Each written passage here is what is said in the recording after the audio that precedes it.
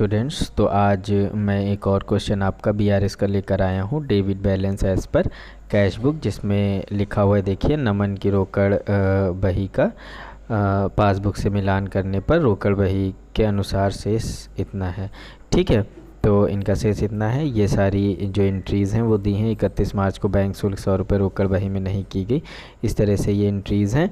इन्हें आप अच्छे से पढ़ेंगे तो आपको सारी एंट्रीज पता चल जाएंगी। ठीक है, तो मैंने पहले देखिए वर्किंग नोट किया हुआ है। कैश बुक में हमने निशान लगाए हैं सारे।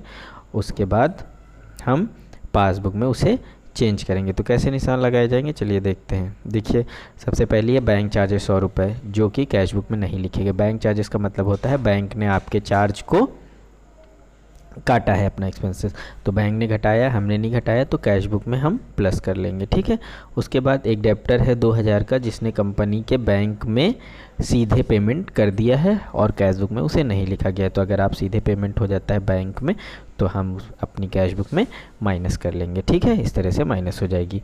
एक चेक है 12,980 का, उसे हमने इशू किया है, यानी हमने किसी को दिया है, लेकिन वो बैंक में पहुंचा नहीं है, प्रेजेंट नहीं हुआ है पेमेंट के लिए। तो अगर हमने चेक किसी को दिया है तो हमारे यहाँ से अमाउंट माइनस हो जाएगा। ठीक है ना।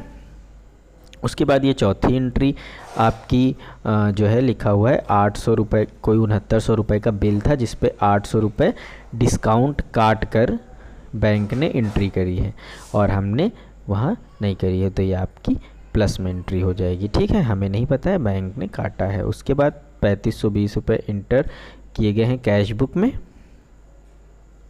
और इसे क्रेडिट नहीं किया गया है बैंक में। मतलब कोई इंटरेस्ट है जो बैंक में पेड किया गया है, बट उसे कलेक्ट नहीं किया गया है, तो हमने अपने यहाँ प्लस किया होगा और बैंक ने उसे अभी तक कलेक्ट नहीं किया है, चेक जो भेजा गया है। ठीक है ना।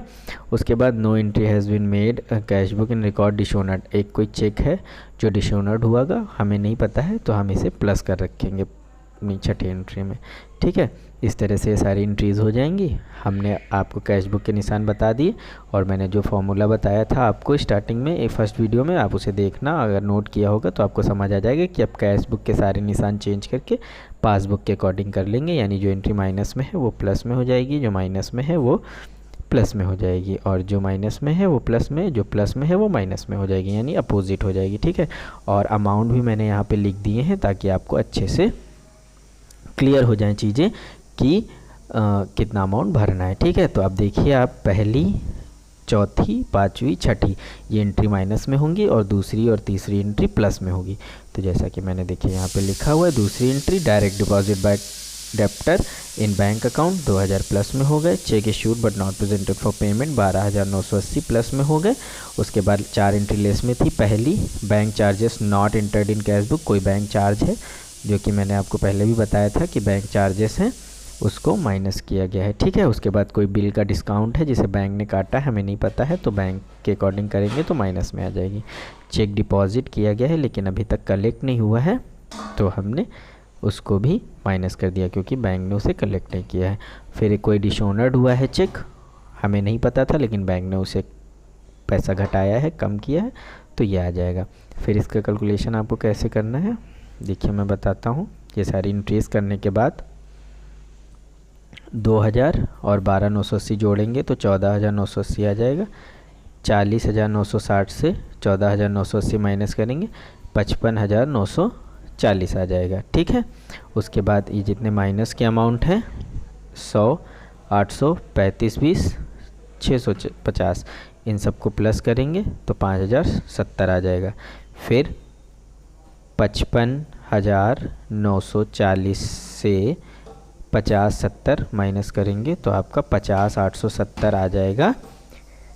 Credit balance as per passbook, जो यहाँ पे डेबिट होता है नीचे क्रेडिट हो जाता है, अपोजिट हो जाता है, यहाँ कैश बुक होगा, यहाँ पर पासबुक हो जाएगा।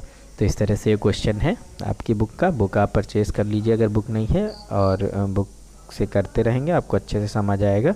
वर्किंग नोट पहले अच्छे से करिएगा, पहले तो आप क्वेश्चन ही अच्छे से पढ़िएगा। मैंने यहाँ पे क्वेश्चन लिख दिया है इसलिए ताकि जिन बच्चों के पास बुक नहीं है तो वो क्वेश्चन यहाँ से नोट कर सकते हैं। ठीक है, इस तरह से ये क्वेश्चन हुआ है। अगर कुछ नहीं समझ आता है तो मुझसे आप कंसल्ट करिएगा, पूछ लीजिएगा, मैसेज करिए, कमेंट करिए, अच्छे से आपको समझ आ जाएगा। ठीक है, और प्रीवियस वीडियोस देखते रहिए ताकि आपको क्वेश्चन हमेशा रिमाइंड रहे। पहले इसकी थ्योरी ले लीजिए और जो मैंने 2 रूल लिखाए थे उन्हें अच्छे से प्रिपेयर करिए। Okay, good bye.